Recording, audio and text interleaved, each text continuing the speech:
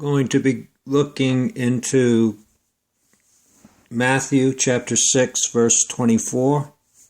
Matthew 24, chapter 6, verse 24. No man can serve two masters, for either he will hate the one and love the other, or else he will hold to the one and despise the other. You cannot serve God and mammon. And then in Luke chapter 16, verse 13. No servant can serve two masters, for either he will hate the one and love the other, or else he will hold to the one and despise the other. You cannot serve God and mammon. It's amazing how much of a control, how much of a hold, and how much money, and even man, controls us. Mammon doesn't just deal with money, it also deals with man. We tend to be controlled by the fear of man or pleasing man, but also money. I want to deal with the aspect of how money controls us. It actually dictates to us the decisions we make in life, but it ought not to be. Money should not be what becomes our motivator. It should not be what motivates us. It should not be what controls us. Money should not be what dictates to us. We should not make decisions in life based upon how much money we have and how much money we don't have concerning the will of God. Money should never be a factor in serving the Lord. Never. Money should never limit us in serving the Lord.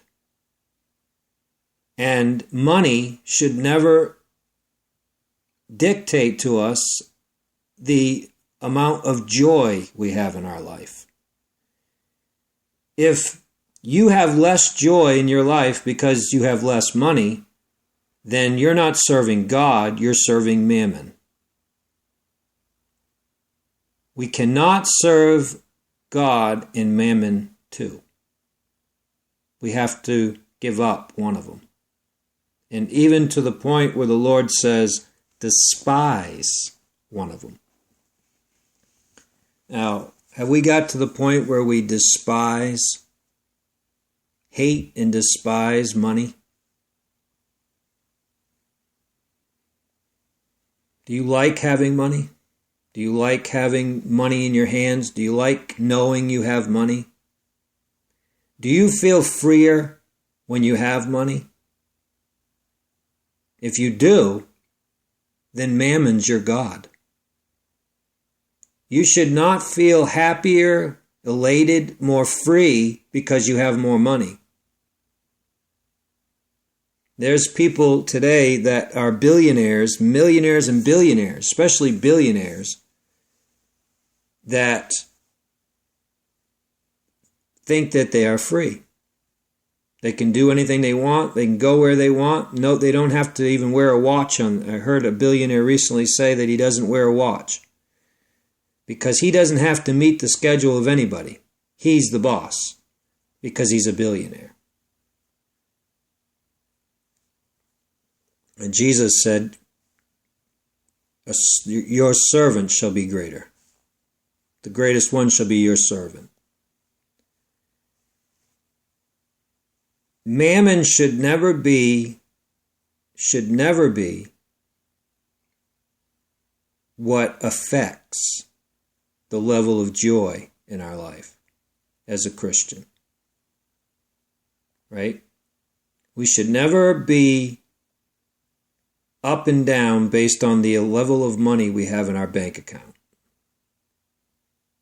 Whether we have no money or whether we have a lot of money, we should always maintain the same level of joy.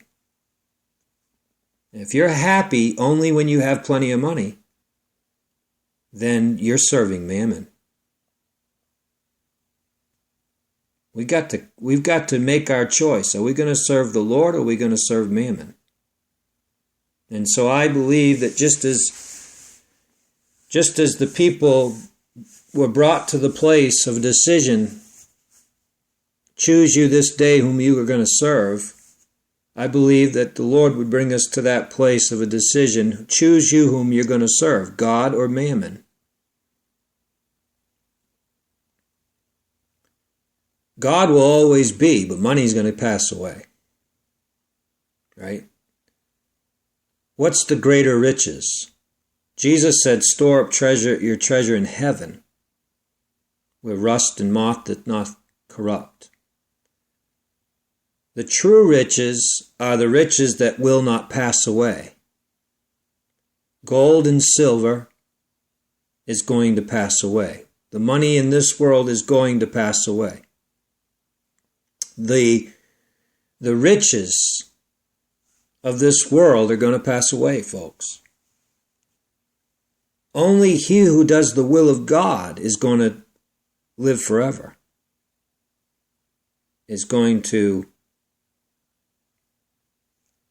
have joy forever.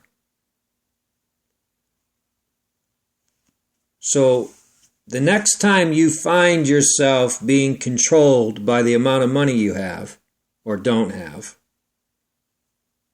remember, if money is controlling your happiness or the level of joy you have in your life, you're not serving God, you're serving mammon.